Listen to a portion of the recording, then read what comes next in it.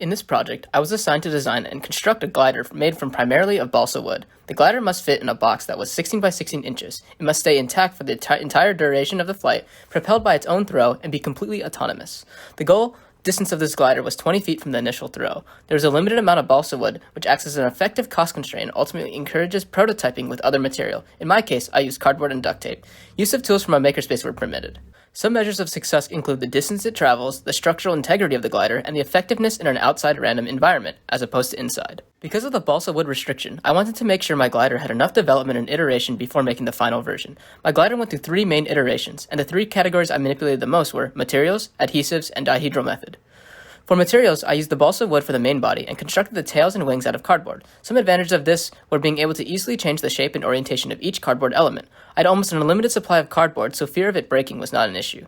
One disadvantage with the cardboard was that it was extremely heavy, which did not help in the orientation for iterations 2 and 3, and particularly the wings were extremely floppy. The cardboard also had many holes, which perhaps increased drag. In iterations 2 and 3, I used the balsa wood for the wings and the tail. Advantages include lighter and thinner elements, which reduce the overall drag of the glider, resulting in a longer and smoother flight. Disadvantages include having a limited amount and the brittle nature. I decided on using a combination of both for my first iteration to take advantage of both the pros and the limiting and while limiting the cons. For the adhesives, my first iteration used only duct tape to secure the cardboard wings and tail to the balsa body. Some advantages of using just tape were being able to quickly change the orientation of each element, allowing for more fine-tuned manipulations. However, some disadvantages include the tape adding more weight compared to the superglue, it easily tearing after a moderate crash, and it adding more drag due to inconsistencies when securing the tape to the body. In iteration 2, duct tape was still used to secure the wings and tails. During one of the test flights, the wings split, so package tape was used on the right and left wings, including top and bottom, for symmetry and to strengthen it from further potential damage. This may have caused additional drag, as the tape restricted the fluidity of air along the airfoil. In iteration 3, a crumple zone was made out of duct tape, along with the substitution of superglue to secure the finalized wings and tail to the balsa body. An advantage of the crumple zone was adding an extra layer of security to the plane. However, the trade-off was that it was not as aerodynamic. With the glue, the plane lost some mass, was more structurally sound, and became more aerodynamic due to the loss of the flaps caused by the duct tape. The biggest disadvantage was that the glue was permanent and not manipulable. For the dihedral angle, the way the angle was formed varied due to material restrictions of the wing. In all iterations, the wing shape was a combination of rectangular and elliptical. In iteration 1, the wing was made out of cardboard and was very easy to change the angle.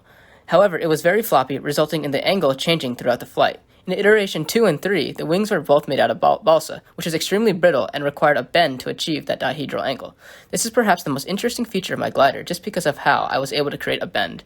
I first created grooves in the plane so that the wood had space to bend in on itself. What I did was paint some water over the grooves of the balsa in order to make it easier to bend. Here was a test run I did with the extra balsa I had. By creating the stiff dihedral angle, it made the plane more stable, which will be talked about later. The biggest disadvantage was the risk that the wing would snap, which would completely destroy the performance of my glider. For sizing, I wanted a plane with an extremely large wing-to-body ratio combined with a moderate aspect ratio in order to generate the most amount of lift. The wingspan I chose was 16 inches long. However, looking at the sizing box, I really realized that it is not the largest wingspan I could have chosen. I did not put much consideration into the tail, as I knew my wings would be primarily in charge of causing zero roll. My initial design was based on pictures I saw from the web. I knew that this was a glider, along with a low initial velocity, and it had to maintain flight by itself, or without extra propulsion. In terms of wing shape, this eliminated the swept-back and delta forms, as they are only for high-speed aircraft. I knew that the straight type was the easiest to create, however not aerodynamically efficient. The elliptical type was the most aerodynamically efficient, however hard to create due to symmetry and the irregular nature of the balsa wood. So I decided to make a combination of both the rectangular and elliptical in order to make the wings easy to create, though still decently aerodynamic. As I mentioned before, in terms of stability, I strategically designed my wings to have a slight dihedral angle. This was done by bending the wings where the curved part started, or at about half the distance from the end of the wing to the body. By creating a dihedral angle, it allows the glider to autocorrect itself mid-flight. If it starts to roll on one side, the lift force increases as the bent section of the wing becomes more parallel to the ground. For each of my 3 design iterations, I tested to find the distance it flew along with the necessary qualitative observations, for example, a split in the wing. For iteration 1, the design consisted of a cardboard wing and tail secured to the body with duct tape. The wings were covered with package tape in order to strengthen them during the flight and for a potential crash. Here's a video of my best flight with this design, along with additional experimental data. There were a couple of problems with this design, as I mentioned before. The cardboard was heavy and not aerodynamically efficient due to the holes, the wings were floppy as the dihedral angle was not static, and this securing duct tape caused additional drag. To fix most of these problems, I would use balsa wood. However, I would keep the tape to allow for small changes in orientation.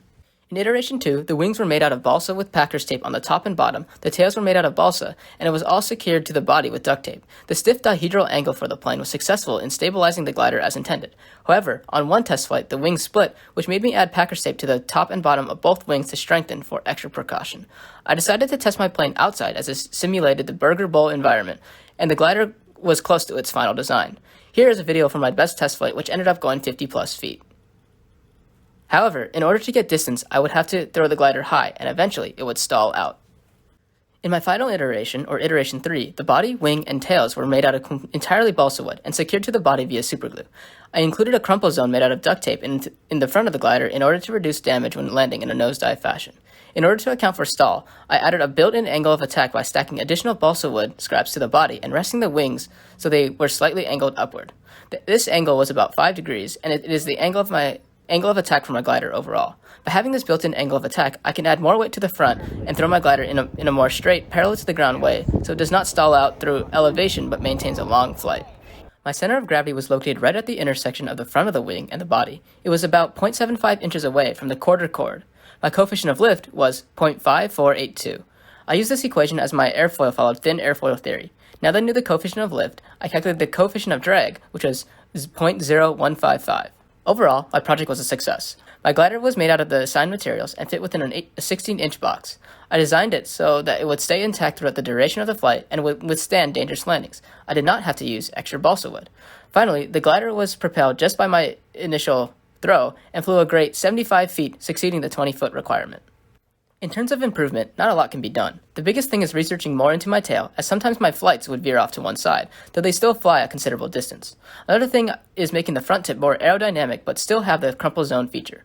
One thing I noticed was that people used airfoils in their project. However, I believe having a thin airfoil, such as the given balsa, is perfect for a glider like this. Thank you for listening.